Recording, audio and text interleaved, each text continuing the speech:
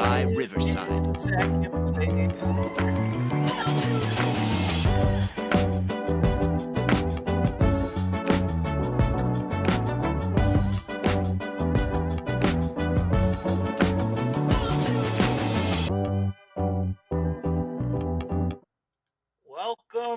Welcome. Three guys, many games, PLL edition. I'm Steve Sombrato. I'm here with Vinny Sombrato, the GOAT, and also the guy who's in second place, Rob Smalley. I don't understand this. This is PLL Playoff edition, pre-playoffs.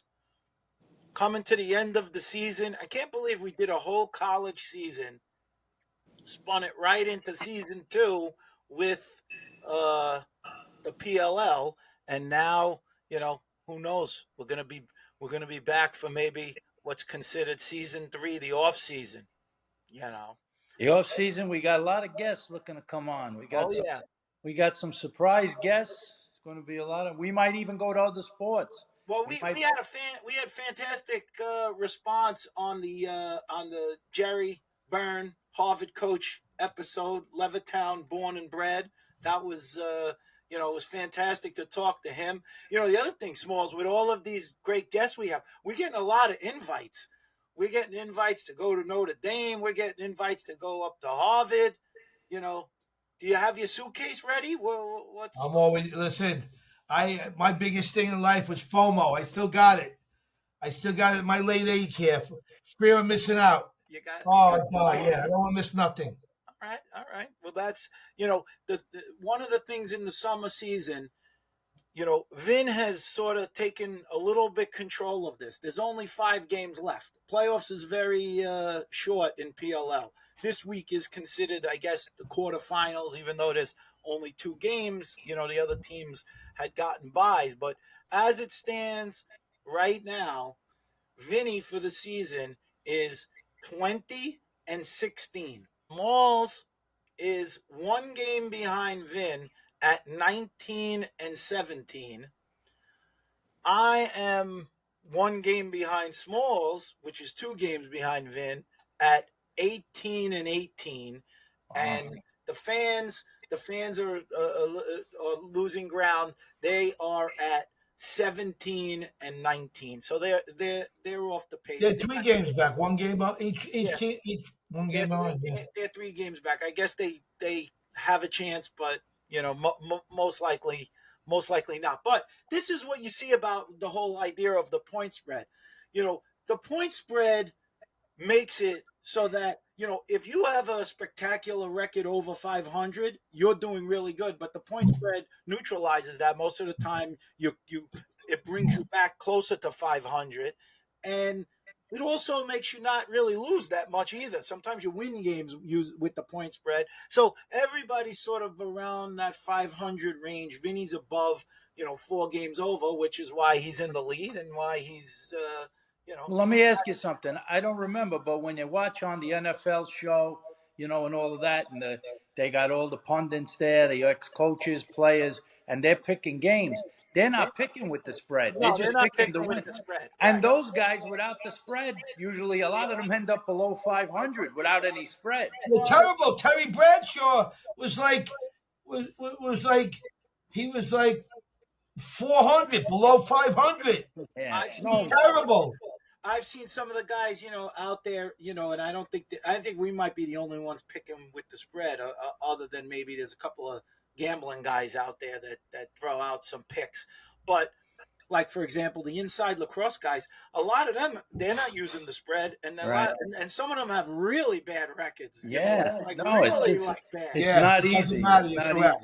You're correct. But I think the spread, if you took their bad picks, what I'm saying is if they're let's say they're 8 games under 500, if you redid all their games by the spread, they actually might be better because the spread might have helped them and won them a few games that it doesn't because of not having the spread. So Good Right. point. it Good does point. it does even some it does even some things up, but All right. So what do we got? I losing got an idea how to pick the control. games, guys. I want to go back because one thing we didn't get the chance to talk to because we had a few guests, and it seems like these games are ages ago. But the last time the PLL was out, had their last week of games was out in Salt Lake City in August 16th and 17th. In that very first game of that weekend, the Archers, were able to get a win over the Redwoods, which turned out to be a crazy game because they actually scored a 2-point goal within the last couple of seconds of the game, in which they really had 7 guys on the field, and they kind of blew over that, and it went to OT, but the Archers were able to get the win in OT. Uh, the problem with that is they ended up losing their best player, Tom Schreiber, during that game, and he had been playing pretty well. So the good news is they ended up getting the bye because of their play over that weekend. The bad news is they lost Tom Schreiber, and I guess we'll be talking a little bit while we're talking about obviously the Redwood season is over. Everybody will be on Pinnell watch. Maybe we'll get that breaking news over our podcast, Vin. Whether or not Rob is coming back. The press conferences, whether he'll announce that he's for surely coming back next season to do it again, or if he's calling it a wrap, because he's giving some mixed messages out there. Oh, I don't care what he's given. I'm going on the record saying Penelope back.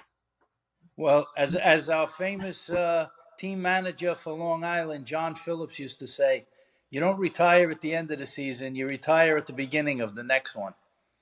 That's a So good point. Yeah. you may feel, especially after them not, making the playoffs and a disappointing season as a team, um, it's hard to put a shit on the guy to make a decision right now unless he's just cut and dry because, from what I remember, like last year he was talking about it maybe being his last year, but it's hard to give up something you're so good at.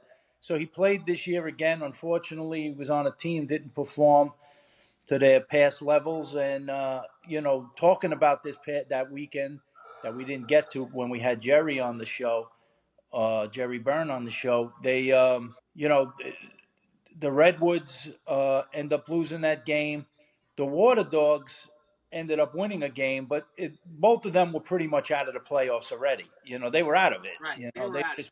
They're just playing for pride. But the other teams playing against them were playing for positioning for whether they're going to get a bye or not. And so it mattered to them. And to their credit, the Water Dogs won a game, right? Their last game. I mean, that put them at 2-8 on the season with so many 1-goal and overtime losses, but that's this league. You either win or you lose. You can't have a loser's lament. We lost in overtime. We lost by 1. You win or you lose. That's it. That's what it comes down to. So you got to find ways to win. And You sound like Yogi Berra. well, some of these other teams have found a way to win. The Whip Snakes are hot. They're finding ways to win now. They're looking pretty tough. Denver, that's a complete puzzle to me. One week they look like world beaters. The next week they can't score. So this is an interesting playoff scenario we got going. I think just to go back to touch on one other thing with Pinnell, because I think this goes for all players, and then Schreiber will be in this boat at some point, and there's others that it becomes that time to call it quits, and you have to love it. I will say there's a difference for me, from at least as I stood, from when it was indoor to outdoor. Indoor kind of injury kind of took me out of it, and then I was older, and I had broken my wrist, and that was a whole thing. And then I had still come out to play outdoor, but the outdoor thing, the summer. I think the summer is more of a thing that would take guys out of it than anything else. I mean, I just remember those years that at least I was fortunate enough to play in the MLL. The summer, which most people enjoy, it literally would go in a blink of an eye, and then you'd be back into the grind of fall and winter and spring, and it was like, you didn't really get to enjoy a summer. So, Rob's, gonna, be getting married. He's gonna be starting a family. There's a whole other dynamics there that I think makes it difficult to play longer. But I think the summer. Well, the other thing is, look, for me, if I was a player today, like you said, it eats up your whole summer. You don't really get a summer. You're playing lacrosse for the summer. But Oh, they're traveling around to nicer places than we went to, though. no, I wouldn't say. Well, yeah, maybe nicer places, but to me, the travel thing would wear on me. I mean, Yeah. I think like the last 3 out of 4 weeks, these guys were out west. They went to San Diego, they went to Utah, they went to Denver. That was 3 trips you have to make. You're living on the East Coast, you're living on Long Island, and you got to fly out there on the weekend. Those are trips. So I was very. Smalley wouldn't mind those trips, though. No, Smalls is a traveling man. Yeah. He's a rambling man. He don't care. He's on the move. Lord, I've been born Yeah, around, man. it seems not so long ago where we took him on his first trip down to Florida, and Yeah, became that real. opened the door. Then he The couldn't believe floodgates. it. The floodgates were open after Then he that. actually thought it was a joke. He didn't even think you were going to show up, actually, and all of a sudden, I gave all I never could to forget. lacrosse in 3 years. I got that impression in my head of him pulling his OGO bag with his thing on top there in the JetBlue terminal, and so in other words, to you guys, I just popped up at the airport. Yes. Okay, in your mind, yeah. And I said, I'm going, and all of a sudden I had the date. Oh, you're like a magician. You just pop in like it's like nothing. I turned to Steve and we were on. I remember we were getting something to eat. We're on the line paying for, and I looked across and there he comes. I said, "Is that Smalley? Here he comes." I hear you. So it's like that. All right. That's pretty funny then, yeah. No, but one thing on Pinnell, I will say something about him. I've been around athletes all my life and more like in nutrition and bodybuilding. If there's anybody that could do it, and I've spoken, Pinnell better than I do. I speak to him a little bit here and there. It's just that the guy really took care of himself. I'll be hard to find anybody in the game today. I'm not saying training. I'm talking about the whole cabal. The eating, have a special trainer with you. I'll be hard to find that I've known anybody to do it like Rob Pinnell in the game. I'm not talking about who he's better than in this, but I find it hard to believe that anybody's done what Rob Pinnell has done completely in the game. Well, the other thing is one big thing. He got hurt once in college. He broke his foot, I think it was, and he ended up getting that extra year that he played in college. But from that point on, knock wood, he's been injury free. So that's a big part of it too. I mean, if you start getting hurt along the way and you get these nagging injuries, that makes it tougher to keep going. But yes, you're right. He listen. How old is he now, Vinny? I think he's 33 or 34, like that. But look, he's got reasons to stay in, and it has nothing to be successful away.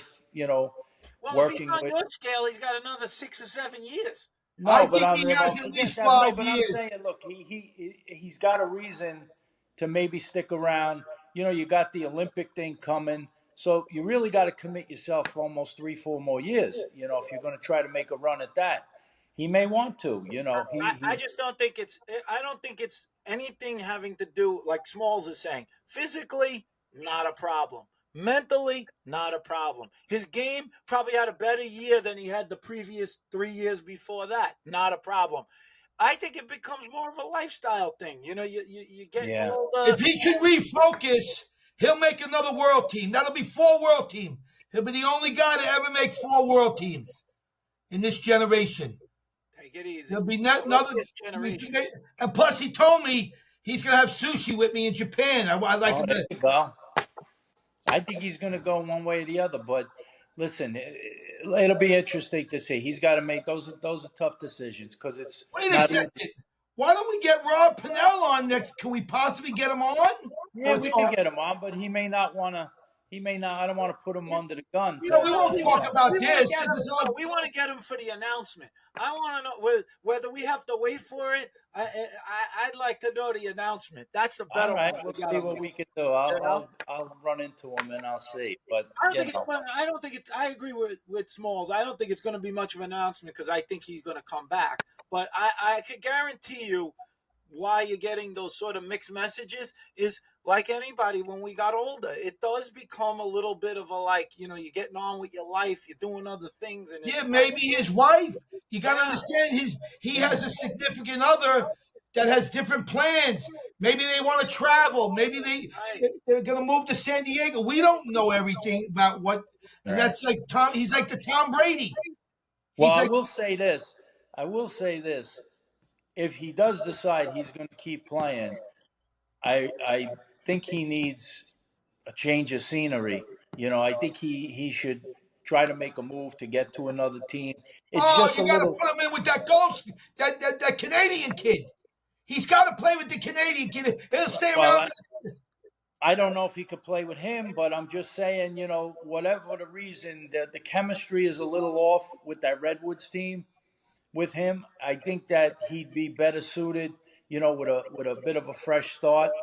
I mean, look, they're all great players. I mean, Chris Gray, all these guys, but they're going through the same thing we did, Steven. You're working during the week and you're playing on the weekend. I mean, I know it's a higher level maybe, and it's superior in terms of their conditioning and stuff maybe, but we went through it when you play club. You got your stick in your hand once a week for a lot of guys, and then you're trying to go out and play at high level.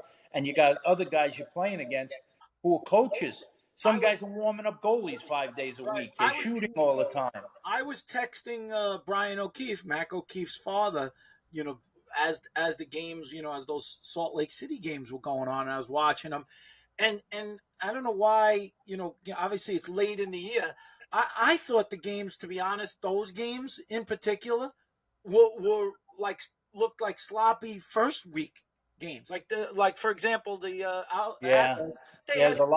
a ton of turnovers. I was like, wow. I'm like, they're supposed to be getting to the stage of where they've been playing all summer that they should be almost at a really high level. It looked worse to me. Listen, Atlas is the number 1 seed. They lost their last game, right? They lost. Right.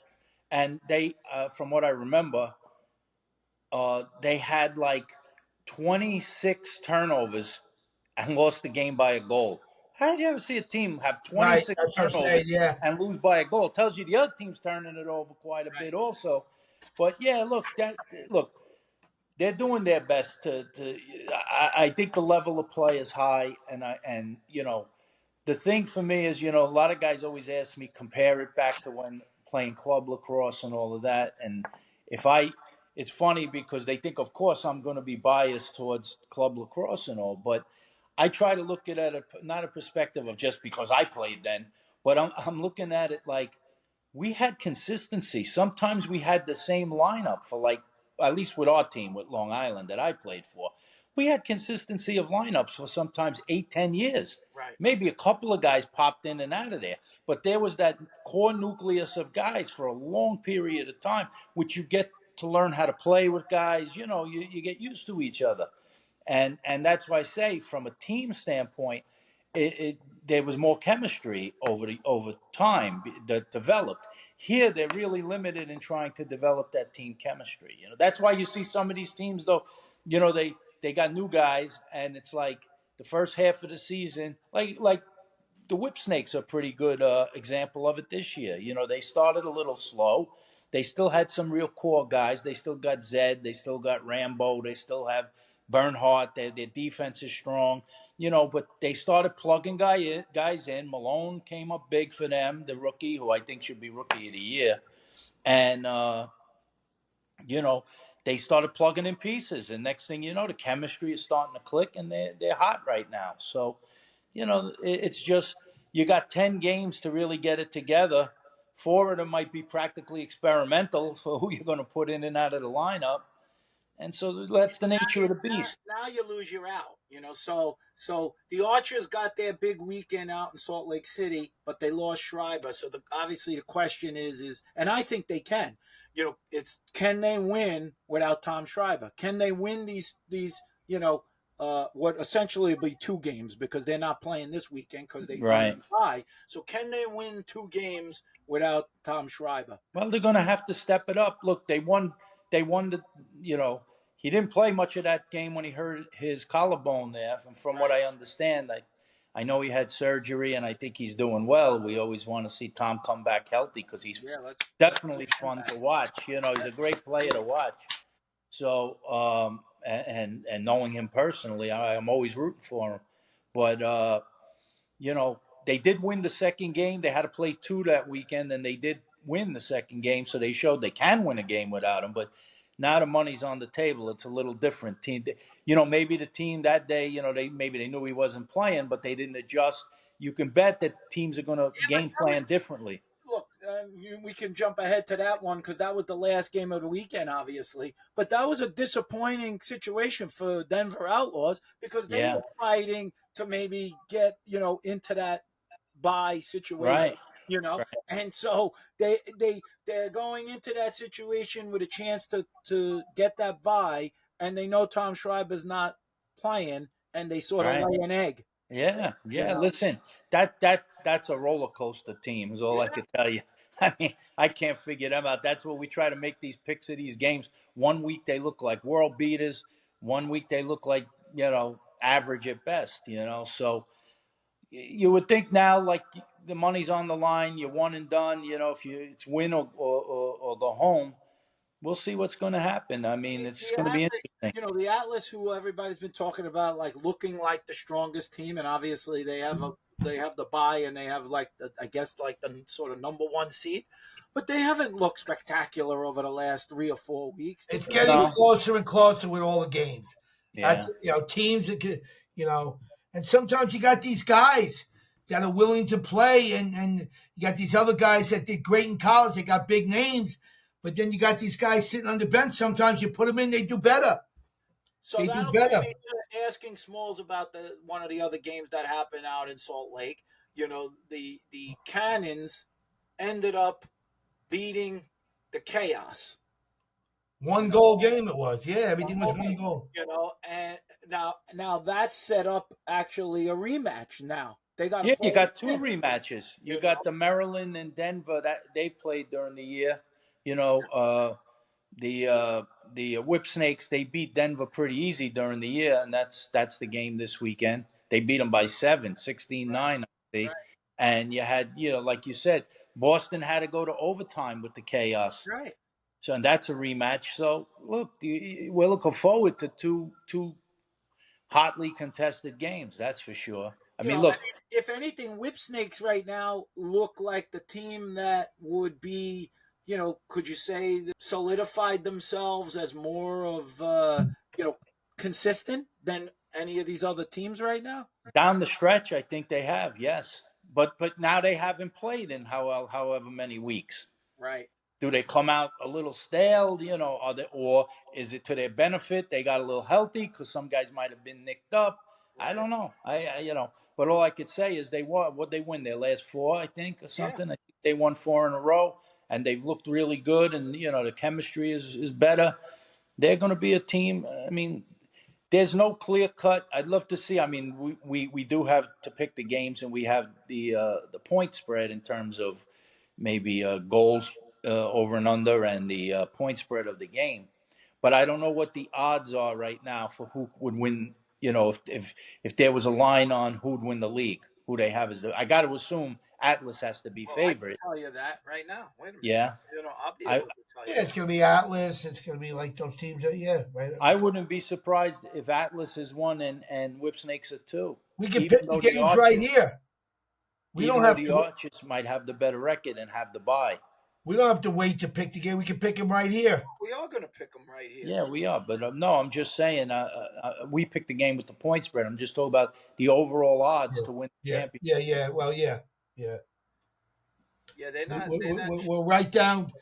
Here's how we'll do it. We'll write it down and then we'll show it. Right now they have the Atlas at plus 185, and no, they actually have the Whip Snakes down the road. They have Atlas as the favorite. They have Arches as next. They have Cannons. Then they have Whip Snakes. Wow. What I think the Whips. That. I think the Whip Snakes are a good bet Yeah. if they're with those odds. So we're gonna pick it now. Let's pick it now. No, we're not picking it yet. We're still discussing the games now. He's the other trying thing to get to his picks because he's in the running. He's actually in the running, which is terrifying. Well, I'm always being in the running now. He thinks I don't listen to him, but he did make a comment earlier about how he said we should make the picks. He had a way he wanted to do the picks. Oh, well, you definitely have to pick. You have to pick first. And no. Why don't you listen to me? Go ahead. Listen to me, because you guys are always the smartest guys in the room, right? So here's how we'll do it without anybody looking. You don't got to send it to Tashman. It to you write it. Hold on. You write it down. This guy writes it down and we hold it up. I don't care. Yeah, whatever. I mean, say it. Vinny's got to go first because he's in the lead. He should. I do agree with that. He came out with a rule. It's got to be. When he was losing, he came out with a rule. First. I have no problem with that. I'm not arguing anything about that.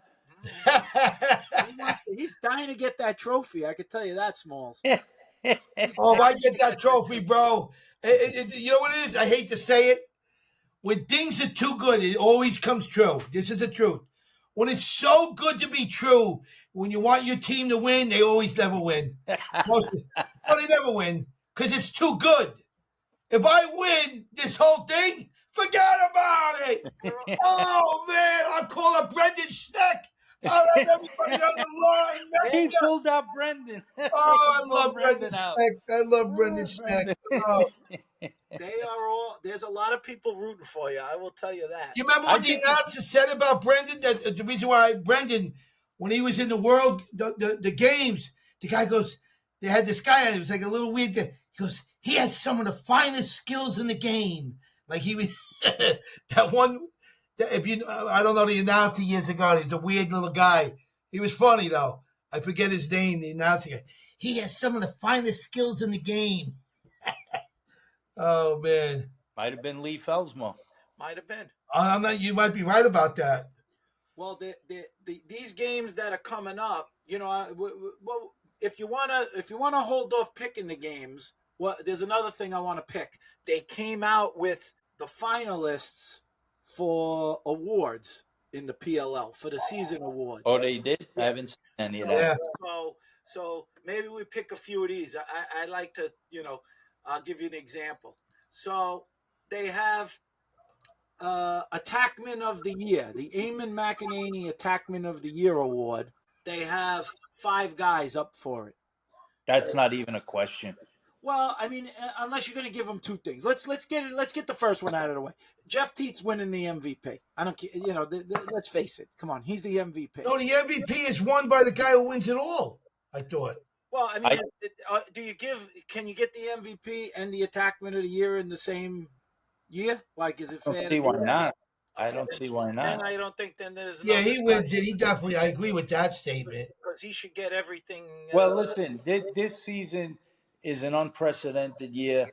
The guy finished with 64 Hey, Tashman, I'm on the podcast. Why you got to pick up the phone all the time? I'm sorry, Vinny's upset. Vinny, the Godfather. Why must you pick up the phone? I'm sorry.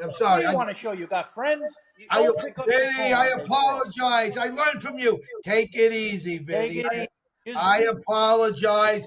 I'll give you Baskin Robbins later. I know you like ice cream. Listen, so what Teat had an unprecedented year. And with 64 points, 6.4 points a game, the next closest guy was 25 points below him. Right. I think looking at the stats, I think if you just counted his assists, he'd be like third in scoring. So they have for that MVP, they have Teat, they have Blaze Riorden, they have Asher Nolting, and they have Schreiber. Yeah, it's not even close. He's a runaway. He's a runaway with that. Okay, so we all agree there. He's going to be the Yeah, MVP, right? Small. Yeah. Okay, so let's take that one off. Okay, now let's go. Let's go to this one. Goalie of the year. Oh, but by the way, Steven, let me just get in for the fans. Let me make a profound statement. And by the way, Profound. Wow. What do you say? Profound. He's pulling out new. What would you buy a dictionary this week? Oh my God, man. Oh God Almighty. I got it in me. I just can't get it out. Look, I see it in the back there. Webster's. I got 5 uncles out of generals at West Point. So listen to me. My point to you is that record should be touted like crazy. That will never be broken.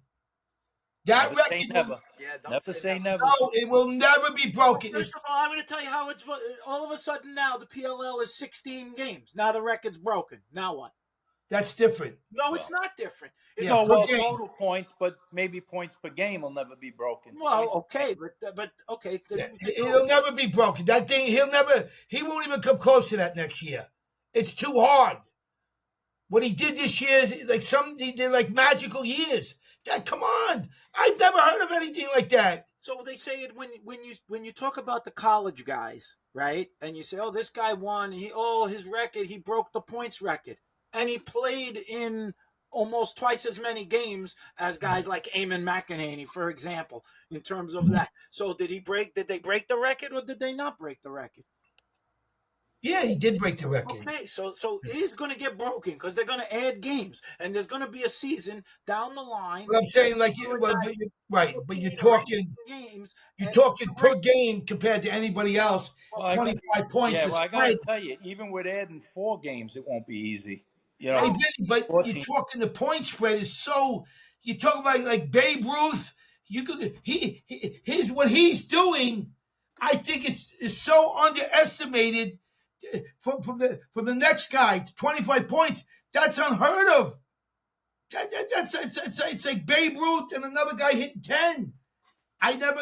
You guys know lacrosse better than me. He's a point making machine. There's no question. I mean, it's something I can't even conceive in my brain. Maybe I'm wrong. Maybe I'm overstating it. This kid should be shouted. He's the king. Get him get him going. Because I mean, I've never seen anything like it. And he does assists and goals. No question. All right, the goalies. Here are the goalies. Blaze Riorden. Right. Colin Kirst. Right. Brett Dobson. Right. And Liam Enterman. Colin Kirst. No, the first guy. What'd you say? What's the first guy you said? Blaze Riorden. Blaze Riorden. Yeah, him. It's like they might as well start naming the award. Well, I don't know if Blaze deserves it this year. I mean, maybe that scoring a goal put him over the top. But, I think I'm trying to look at the saves. I mean, I don't know if it has save percentage here.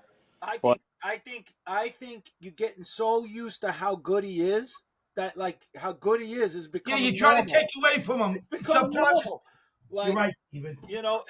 He's remarkable, actually. These other guys have had great years too. I think that they've been fantastic. Very good years. But I'll tell you, the rookie, I'm going to go with the rookie of the year is the kid from Maryland. If you want to, we didn't get to that yet. He's going to tell you that. But I'm looking at stuff. Dobson's got a 57.2 save percentage, made 140 saves, 47 saves or something. Blaze is at 59. He made 92 saves. He missed a game or two, didn't he? Yeah, he got hurt. He played only. Listen, with him being hurt, I don't know when they vote on this, if it's voted before the playoffs or not. But if you don't count the playoffs, I think you got to go with maybe the kid Dobson. I think one of the other goalies could pass Blaze this year. That's just maybe. I think I still would take Blaze Riorden. I still would pick him, but I think it's like his spectacular play almost works against them. It's like it like everything else. People become accustomed to it. It's like they're not even looking how amazing some of the things he's doing out there. Besides obviously scoring the goal. I mean, he really does make it difficult for these other teams. I don't know where Chaos would have been like as a franchise without him all those years. I mean, he's seeing a lot of shots. Their success. We'll ultimately pick the game, but I would never count chaos out of a game when they have him in the goal. Mm-hmm. Also, you got to that game. let me jump on that, Steven. This is going to sound funny, but he's going to get a good laugh.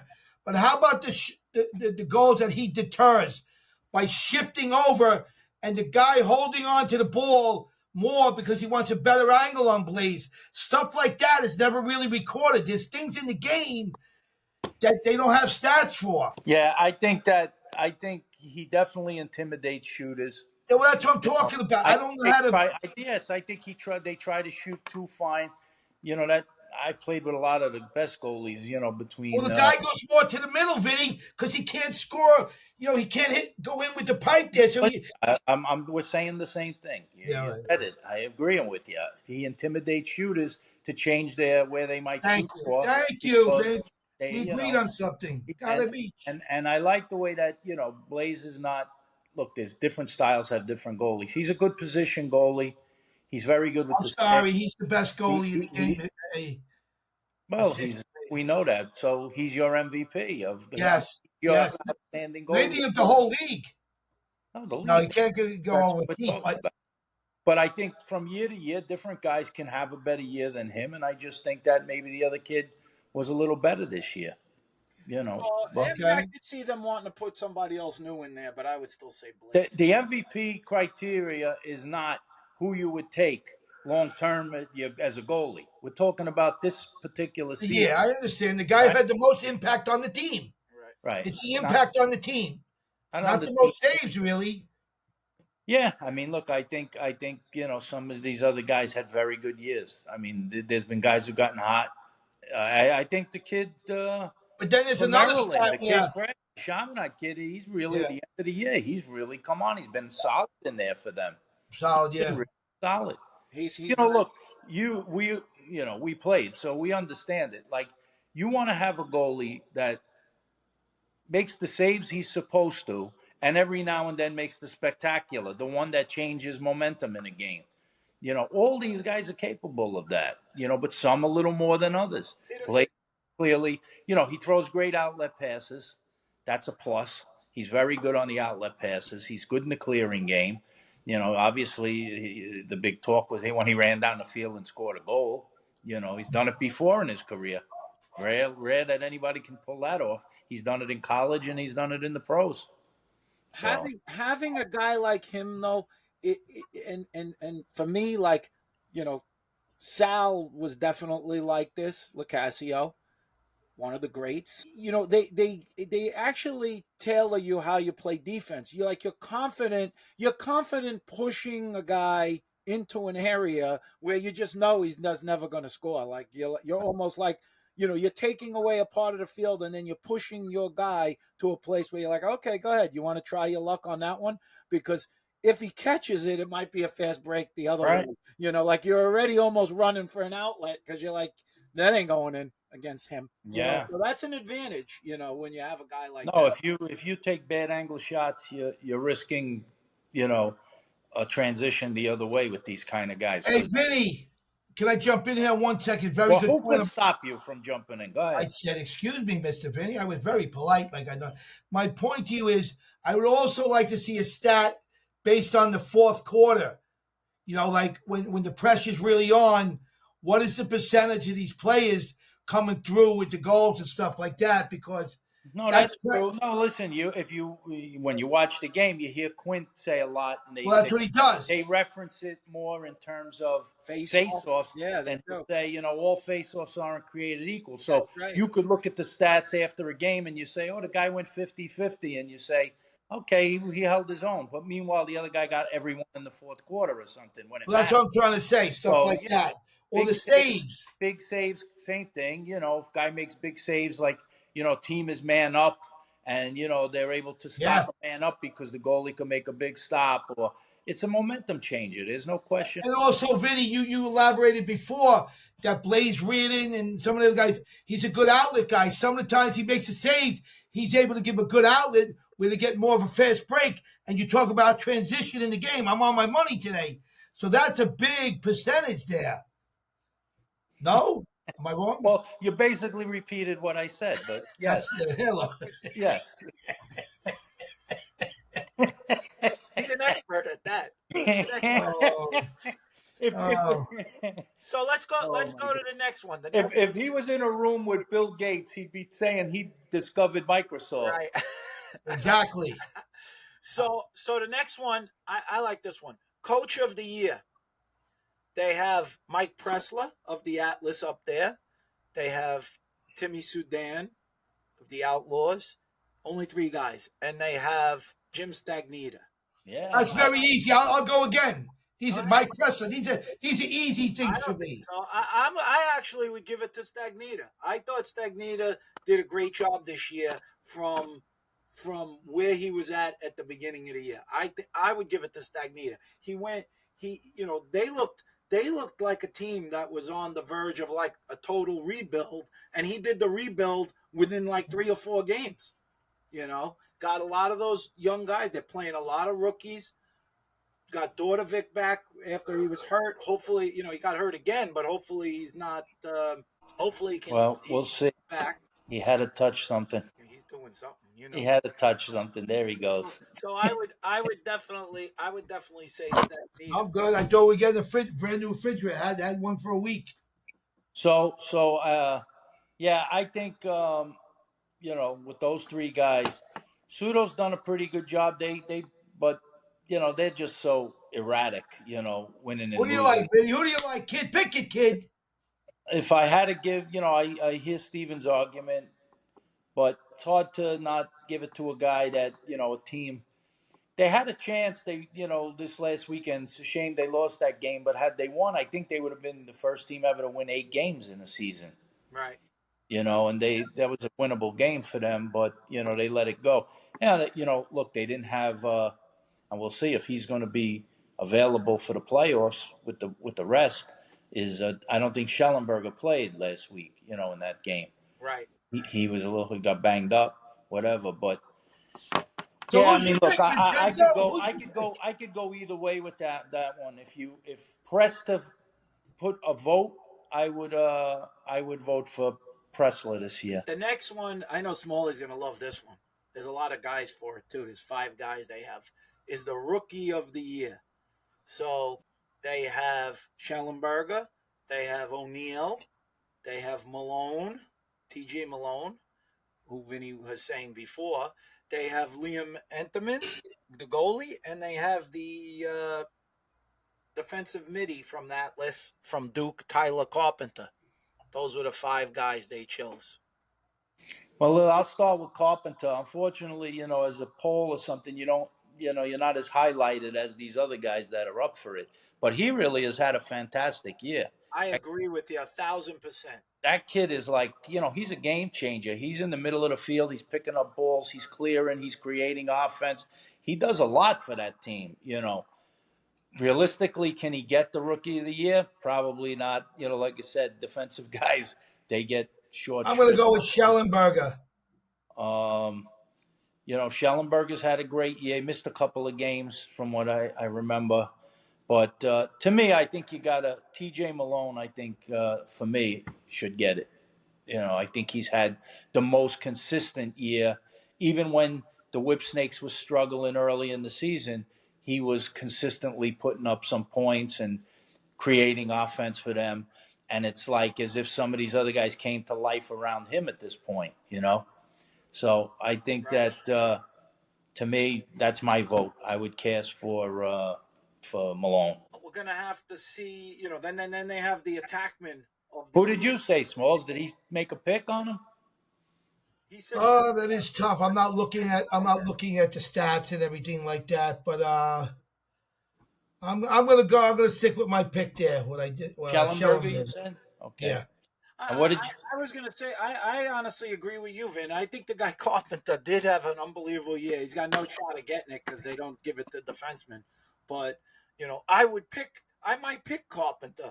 But looking at the other choices and poor Enterman, he doesn't get a sniff also because, they don't look at these awards many times as defensive type things. Well, goalies have, but look, the difference, I think he started, 7 of the 10 games? Yeah. I don't think he's played in 3 of the games. I think it's hard when you don't play 30% of the games. It's hard for True. me to give a guy an MVP. I would pick Malone too. I would say Yeah, I mean, Malone to me, on the he's point. been very Every consistent. turnaround, he's been consistent. I Exactly. think he earned it. So the last one is the attackman, and whether or not because he's going to get the MVP, whether you don't give it to Teat or not. But Teat obviously would be the choice.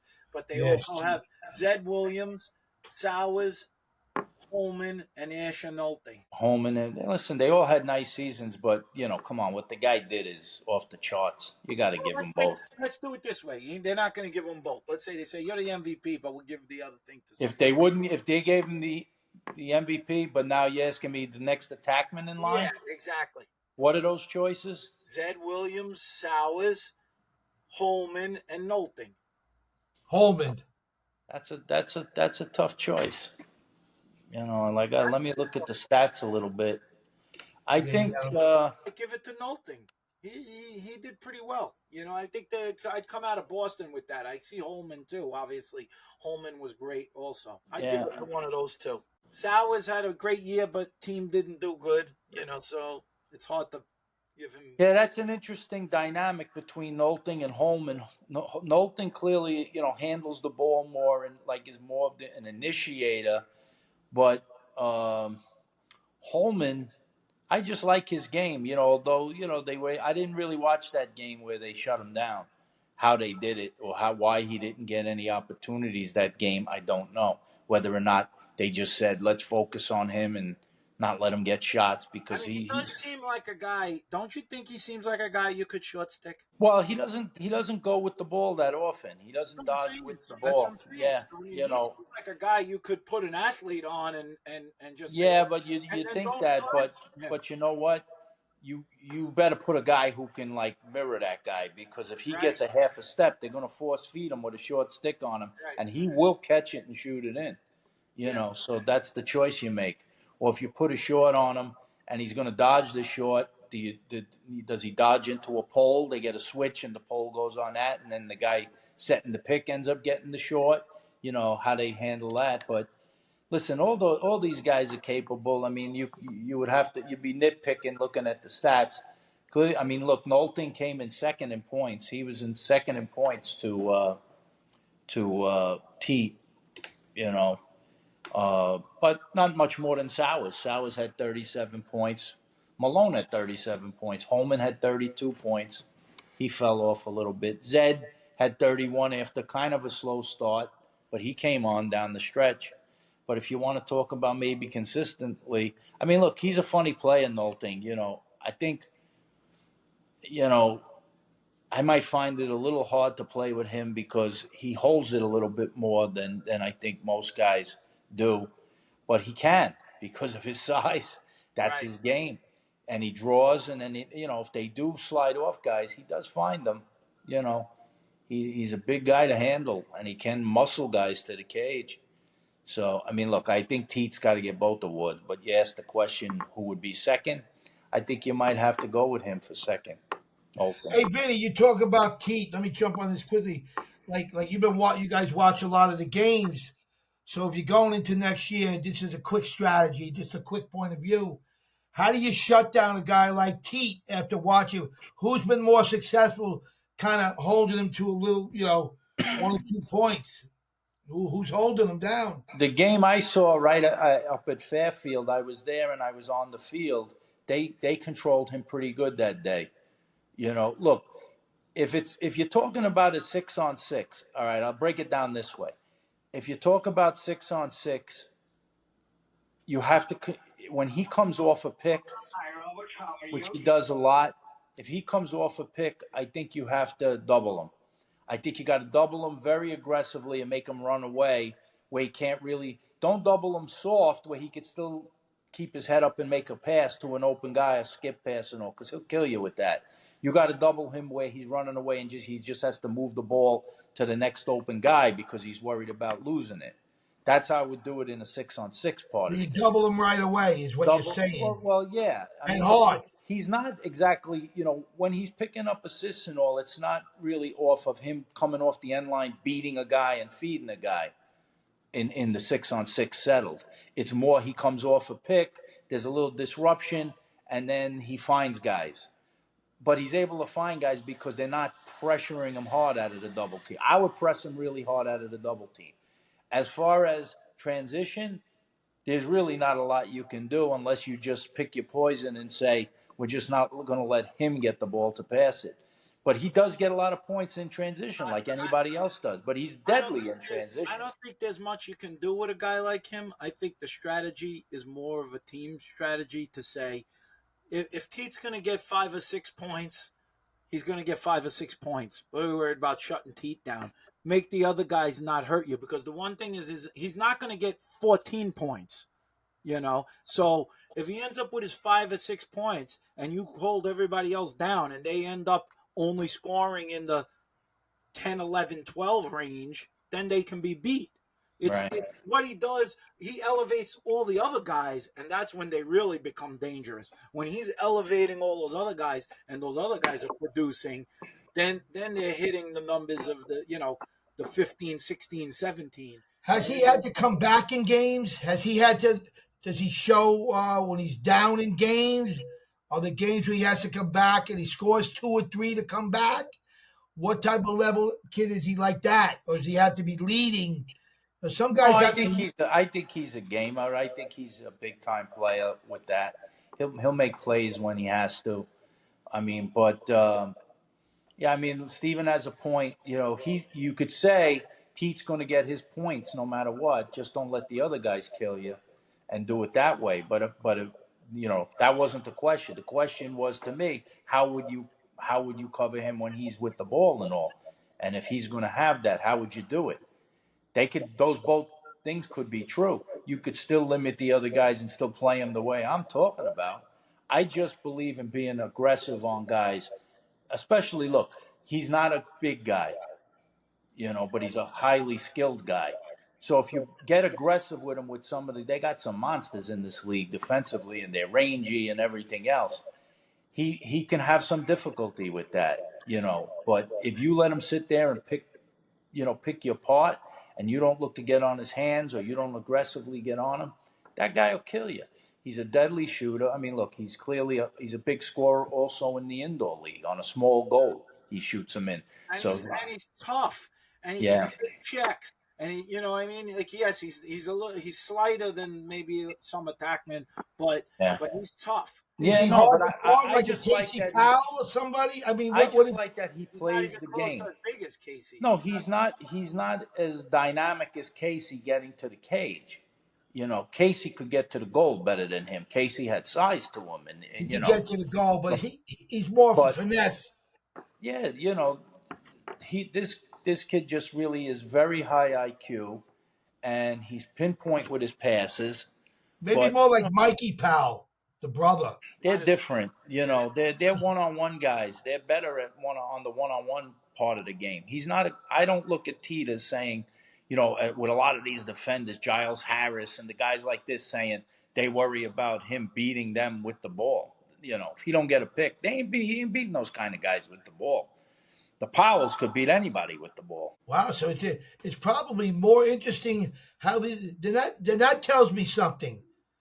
The interesting part about this kid doing what he did is maybe more extraordinary than we're putting a label on. Well, you got to, look, you're talking about different eras. You're talking about, shot clock faster shot clocks and all those kinds of things. Smaller field. They shrunk the field down a little bit. It's a little bit of a different game. There's more scoring at times. And, he's taking advantage of it. He's just, like I said, he's a great IQ, high IQ player. The field game, the PLL field's a little small. I didn't know that. Yeah, in between the goals is smaller than the regular field. That's interesting. Yeah, so the transition's quicker. It's much better. I would just like to see in a year that he broke every record, with this 64 points. We got to get one of those guys, and we don't have that kind of. We're not at that level. So compare him to a Casey Powell. I would love to see clips of all his points on the season and how he got them. Goals and assists. What it was. Well, that's what I'm asking you. I'm saying it might be more relevant to saying the season he had might be more extraordinary for a kid with that type of talent. You tell me he's not a Casey Powell. The other Powell, and he's not a Paul I'm Gate. not saying he's not a Casey Powell. I'm saying a particular part of his game. The kid scored 64 points. He's phenomenal. But I'm saying if you're asking me who's a better one-on-one player with a best defenseman on him with no pick and just the guy beating the guy, Casey's going to do better with that than him. He's not that, he's not dominant with the ball like that with a big, strong defensive guy on him. But that big, strong defensive guy probably, though, they have their weaknesses. They ball watch, they look to slide early, whatever. And this kid will make you pay because he'll cut back door. I got to give a lot of credit. Actually, I'm going to give more credit to this guy than I previously had, because if he's doing stuff like this when he doesn't have the attributes of these other players, what is he doing so extraordinary to get that? Feeding. His IQ is passing through lanes. He does all that. He's the best. Excellent. Then he's the best IQ of all time. He's definitely up there. I mean, you make these statements are incredible. I'd like to. I mean, is there anybody? Look at his stick work. I mean, the guy is throwing behind the back. Can I watch highlights? Do they have that? Can I watch the 65 highlight? That's what I just said. I'd like to see how he got his 64 I'm points. very interested in this kid. This might be something we're never going to see again. I never heard of this. Has anybody ever? They always say that about every guy who does stuff, and somebody else. But tell me something.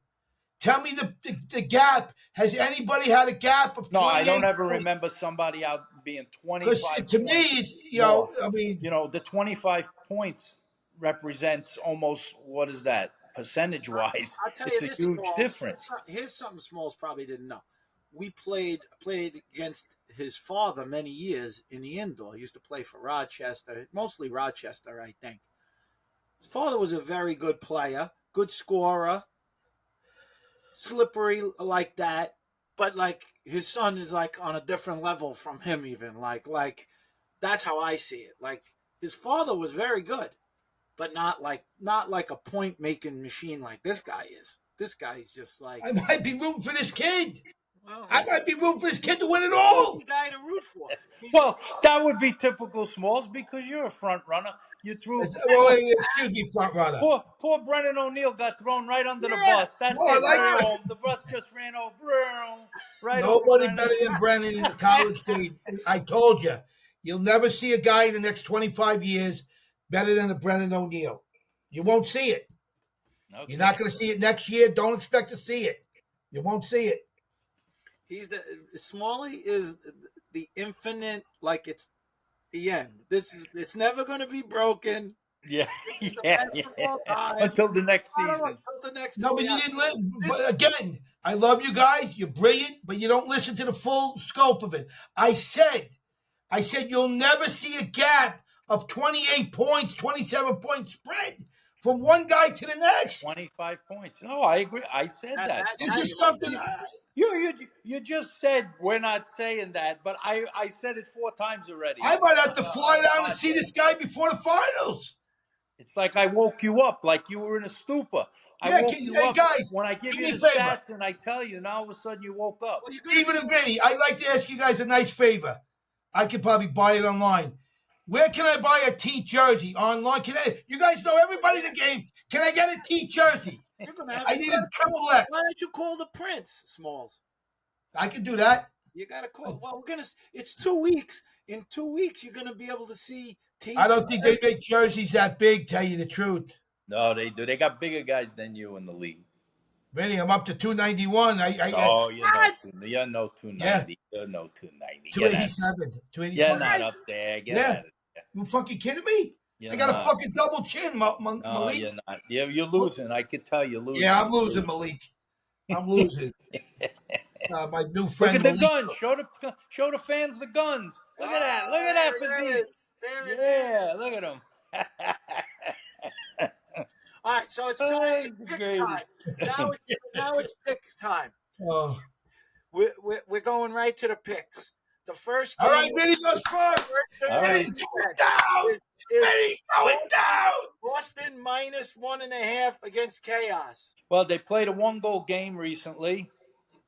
right? The Yep. 1.5 looks good for an underdog, but I think I'm gonna. And Chaos has a history of their best performances being in the playoffs. I mean, I look back, I look at Chaos's record overall. You look at Chaos's record in however many years the league is now, 6, I think, or whatever it is. They're below 500. They won one championship, played in another one, but they're below 500 team. When they get to the playoffs, they step up and they've been better. Yeah, But 750. I just think Boston is better overall. I think Boston is going to come to play, and that hook on that 1.5 bothers me. But I'm going to go with Boston in that. Oh, All right, Smalls, you're up. I can't. I got to do it. I got to do it to him. Obviously, I got to catch up. It's you know what it is from the. I'll tell you from the weeks. It's been so crazy picking the games. Gotta be careful. You're only down one game. And it's all the games have been one goal. I went 0-4. Vinny went 1-3. I think you were 2-2 or 1. It's so crazy to pick now. I'm gonna pick the chaos. Okay. Oh, wow. Malls is with Chaos. I don't know. Steven, you got to pick the chaos. You're so down. Well, I'm down 2. I mean, is this? If you lose this, you'll be down 3. You can never come back. Is this the hill I want to die on? Is the question? Yes, die, baby, die. Boston. They look tough, but I'm gonna have to go with the chaos. Blaze Riordan's got to save me. I need Blaze Riorden. Steven, always remember. A goal and a half, but I need Blaise to. You still got a goal and a half. Really is stupid because it's 2 goals, basically. Well, okay, well that's what I'm going. I'm picking chaos. All right, next game. All right. Whip Snakes -1.5. Outlaws. I got to go first again. Yeah. Vinny can actually win the whole thing and never pick a game because it could be a 1-goal game. I'm going to take the Whip Snakes. I think Denver's too erratic for me to put my money on. They're just too erratic. I think Maryland, the Whip Snakes got their game together. They're rested. I think they're going to come in flying. I think they're going to win that game. They beat them 16-9. The last time they played. So I'm going Whips. I gotta say, I'm gonna. That's a good call. I do like it, but I'm gonna say for a guy who's the greatest coach to ever grasp the roots, and he's from Levittown, right? Isn't the guy from Levittown? Isn't it Tierney? Who's the coach of? Tierney. He's out of the playoffs, Tierney. Tierney's out.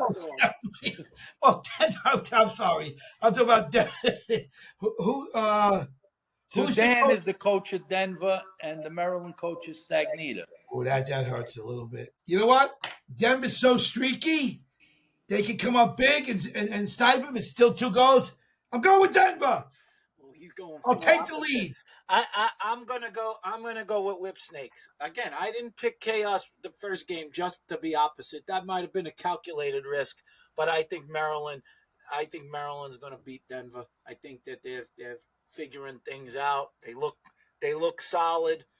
I think they have the pieces to win that game by a goal and a half. So I'm going Whip Snakes. I wouldn't be surprised if all the games are just 1-goal games.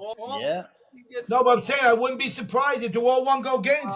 Vinny's still in the lead. It doesn't matter. It's a wash. You saw that last week. Just for the fans who might be following this to bet on games, I just want to tell you, Small's middle name is Mush. He is the mush. Except he's somehow with the spread, you see he can be right in it. If he wins these 2 games, he'd be in the lead going in. He'd take the lead. He's going to take the lead. But that's we'll what see. Small shout out time. Who we shouting out? That's the only games. That's all. That's all we have. That's it. Only 2 games. That's it. Wait, I thought there's 5 games left. No, 2. There's 5 for the season. There's buys. So after these 2 games, next weekend, who knows? It might be our next show. Our next show could be at Hofstra. We could set up at Hofstra, do some interviews at Hofstra before. They're having a game, fireman versus policeman, at 2:00 in the afternoon at Hofstra. Oh, God! And then they're having the 2.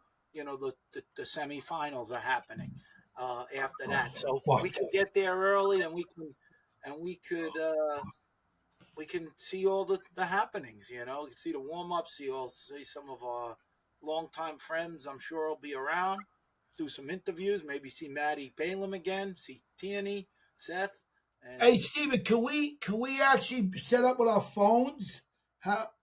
no, we set up with a camera. We have things. We have some mics. We have. But we can do. Can we do it anywhere or? Yeah, We we can don't do have it to do anywhere. the technical stuff We, now. we can do it anywhere. We're remote. We can do it. All right, all right. We can take off. Now let me ask you a question: Is Vinny, is Metzger getting the box, or we got to get the box? I What's don't know. Don't worry about all of that now. We don't have to discuss that. I got one thing I want to discuss.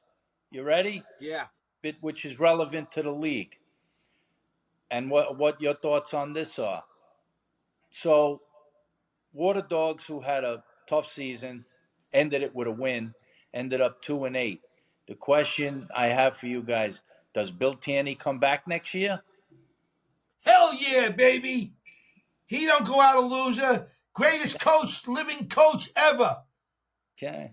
Won the three times he won with the Ivy League. He's the only guy to ever win 3 with the Ivies. I think that question could be spliced into two things. Will he come back next year, and should he come back next year? Yes. You know. So will he? I say yes. Should he?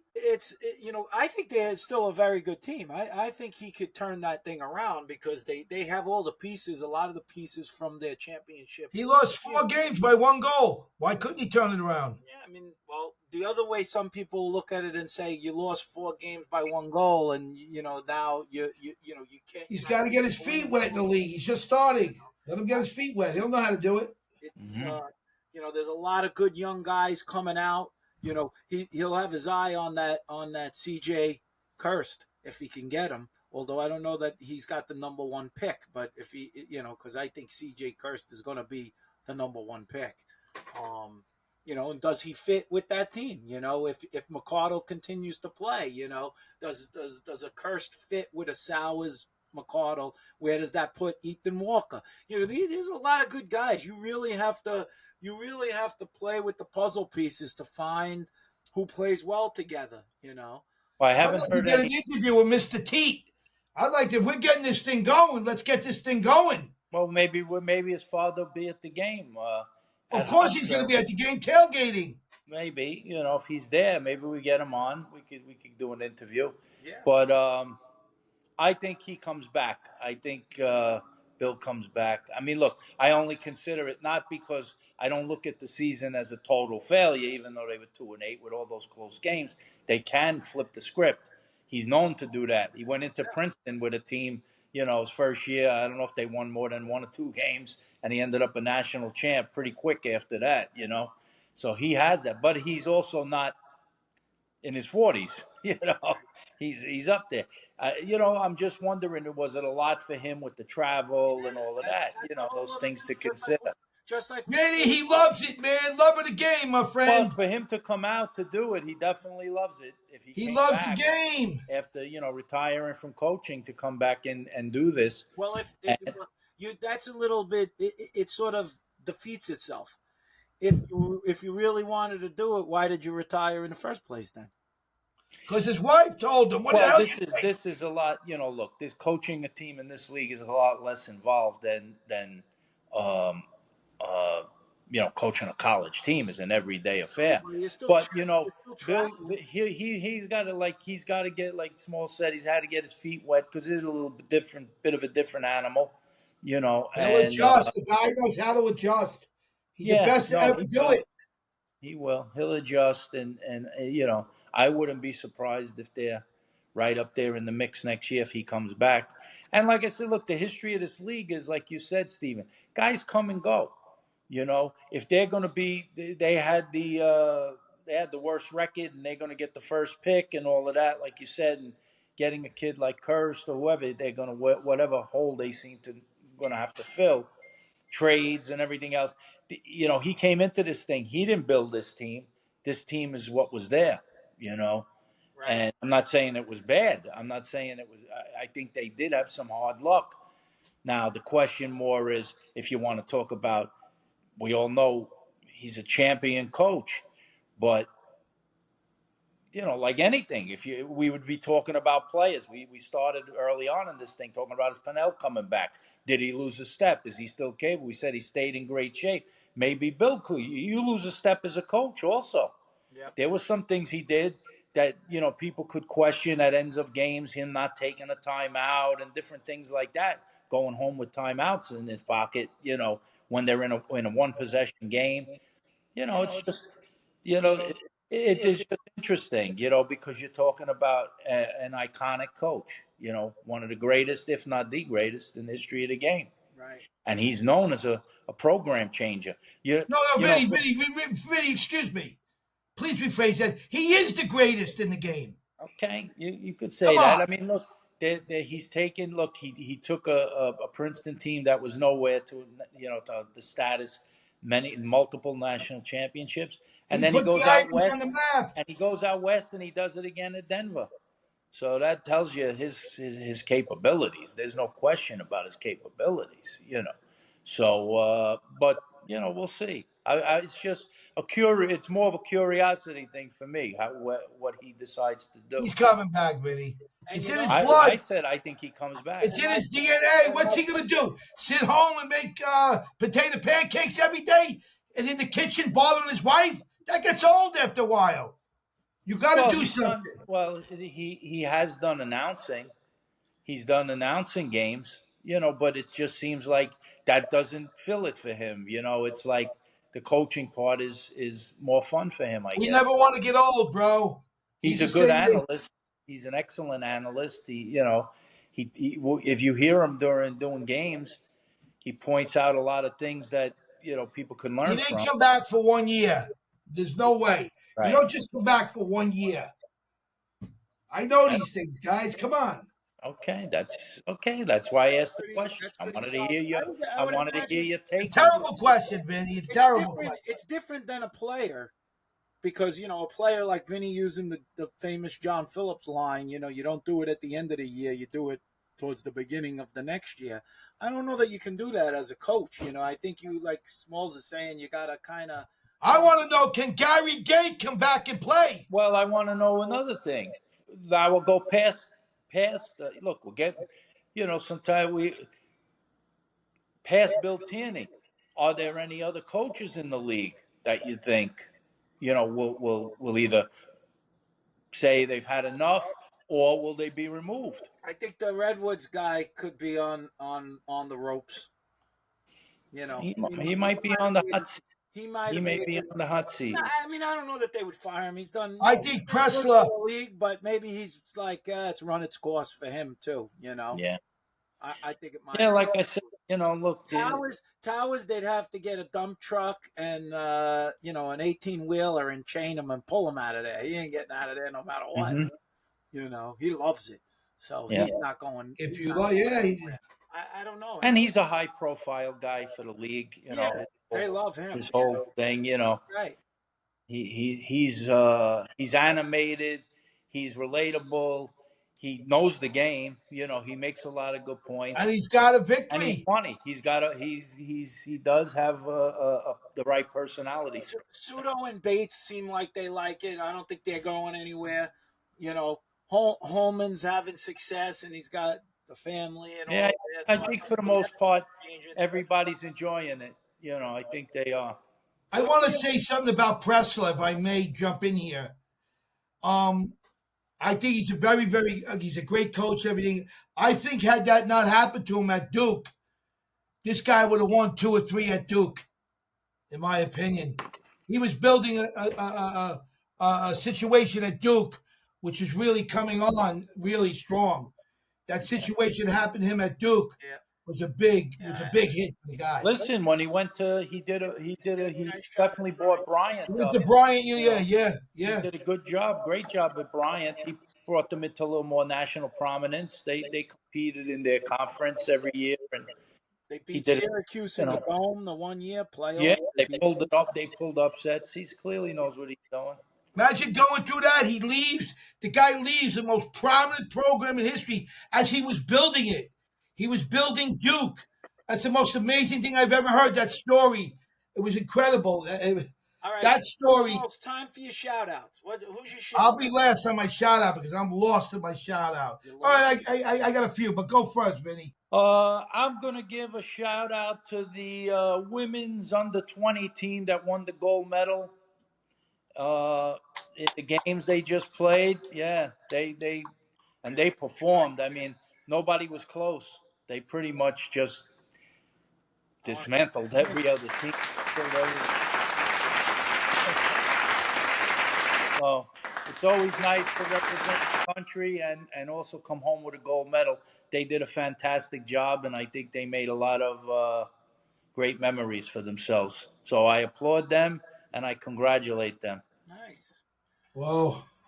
My shout out, since the PLL's going to Boston, my shout out's gonna be to my former roommate, Paulie Talmo. Holy T!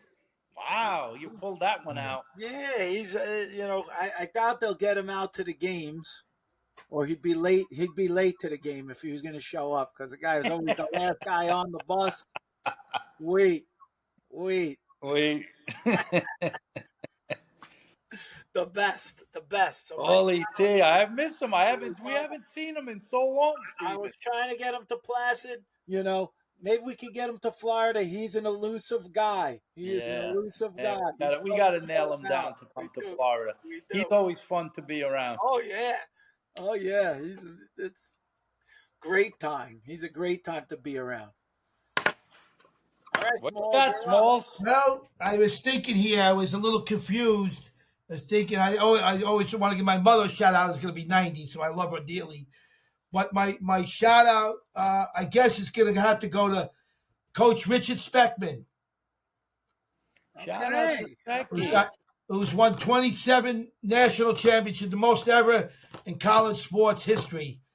And he's just an iconic guy and changed my life. Like when I was going, I was didn't know what direction I was going at Nassau when I went there. My father said, you got to show up at Nassau. You're going to play lacrosse. You're going to try to get your grades up. Yeah, I didn't pass too many courses in high school. So I go there, and they had 110 guys that tried out for the team that year. It was an extraordinary year. Coming off, I've never played the game, and how many times have you heard this story? I didn't hear this one. Dougie Hall was you had a shout out, and all of a sudden it's all about you. I got to give it Dougie Hall. How many times have we seen? Keep going. Dougie Hall. I know you say I never won in college, and you did. I'm not going there, Vinny. You don't know. Listen, that was a knock. It wasn't a knock. Some people say it was a knock. You never won at Hofstra. What do you want me to tell you? But anyway, you had to bring it up. I'm kidding you. But no, I had to give it to Richard Speckman, who's he's getting up there in age now. He still golfs all the time. He's a tremendous golfer, and I got to give it to Richard Speckman, who changed my life when he called me on the phone at my house and said, "Smalls, I got to have you, man." And so that was history. But anyway, well, let me ask you something. If we were interviewing Coach Speckman right now, and we were asking him, what did Rob Smalley give to that team that year, that championship team? What did Smalley give to that team? What do you think he'd say about you? Oh, the value of me? Yes. You can't get people like me in life. Okay, go ahead. Give me the rundown. You can't get the value of somebody like me coming to a team. It's like are you saying it or Speckman saying it? I'm saying it. Speckman saying it. Everybody's saying it. When we went to that national championship down in Maryland with Anne Arundel, I was all in with the team.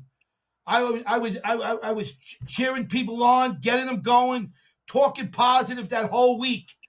That whole week when people were scared to death.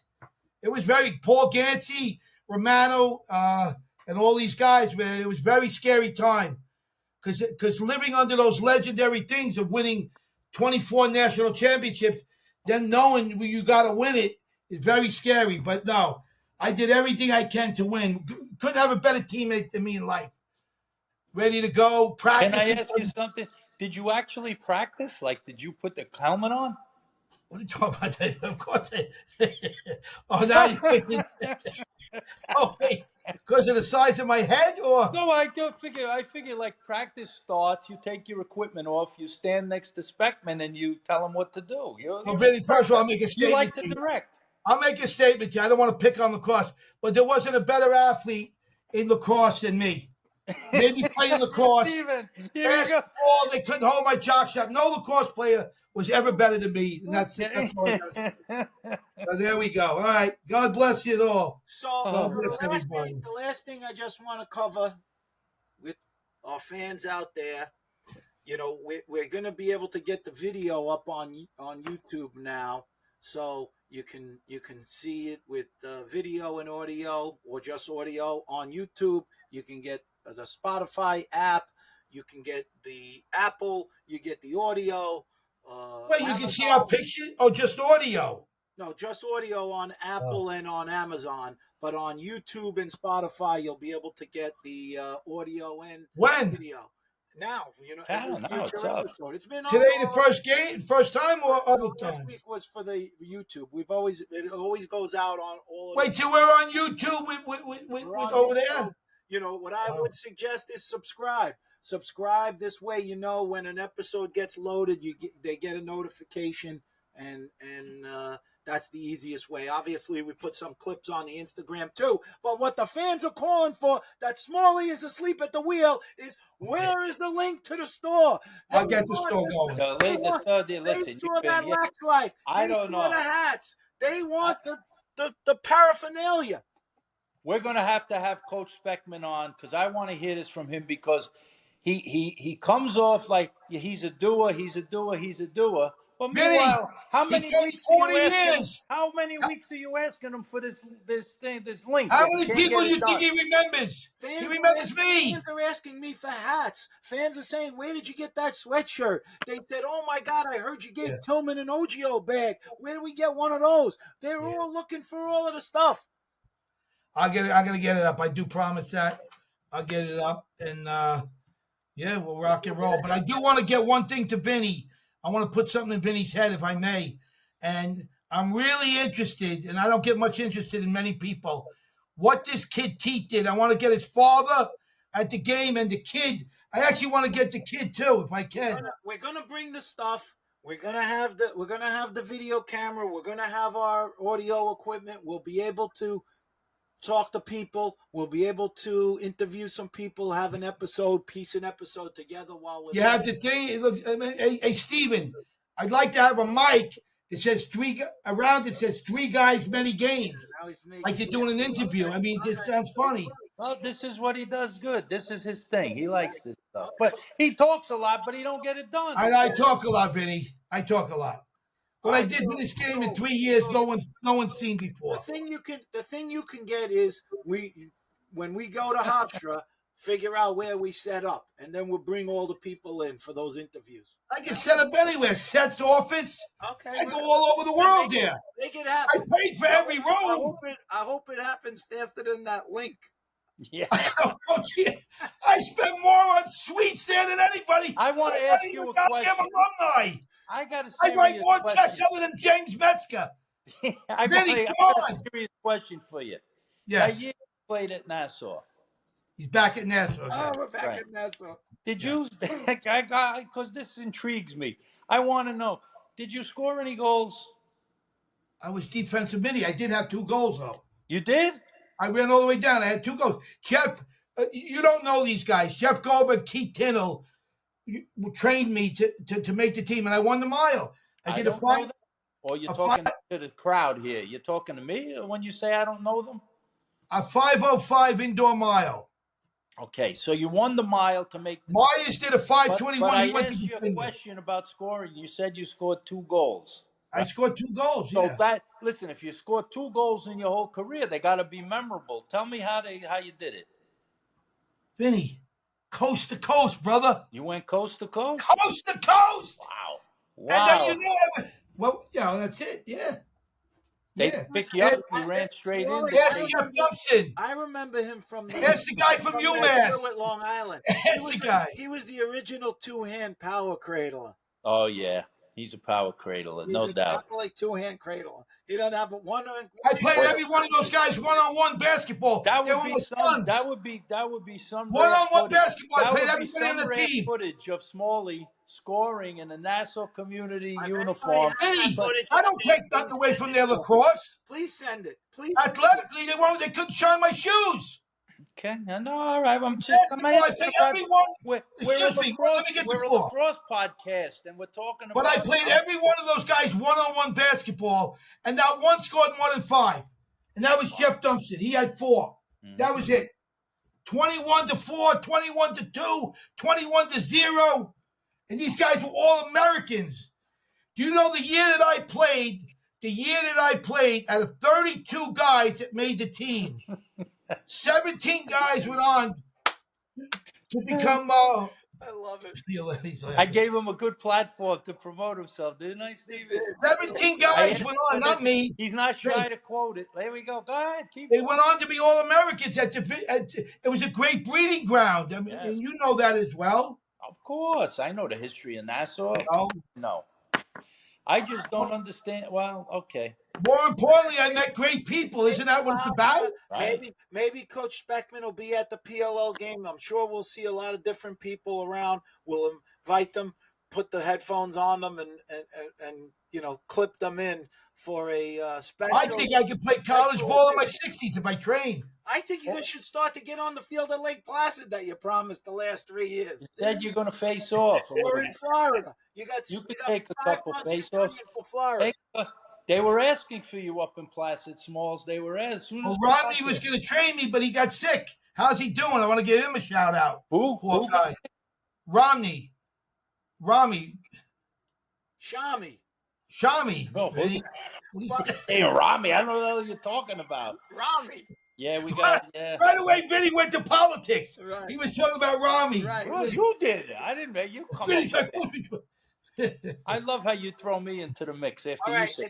right now it's all on Smalls. We're wrapping it up. We're getting All right. ready for Hofstra. It's all on Smalls to get us all arranged. We're gonna have the link. People are gonna be able to get their hats. They go, it's gonna be exciting. I also would like to see Seth Tierney. I would like to get 4 guys. And you got to do it. Vinny's always afraid. Oh, Vinny goes like this. Oh, it's not the right time. It's not political, Smalls. Don't go up to him. He's talking to Jesse Blue. No, I want to get there. What are you talking about? Where do you I want to get there. Where do you come up with this stuff? I want to hold on, Vin. One Stuff second. up I'm just in the kidding, middle man. of I'm kidding. Jesus. I don't know. I want to Where get there and do it right. Get 4 good interviews. We're gonna have the Prince We're there. gonna have the Prince. We can get the Prince. We'll get the Prince up. Wait, is it 1 week away or 2 weeks? 1 week after this. Oh, now I got to gear up, Vinny. Gotta get ready. Vinny, do I rent a Winnebago? What do I do now? Nothing. He never has. He always holds me down, Vinny. I love him, but he holds me down. What do we got? I'm under strict orders from the GOAT, Cheryl Smalley, to hold you down. Hold you it guys. down. I can't do anything. All right, guys. All right, we're signing off. Signing off. See you next time. What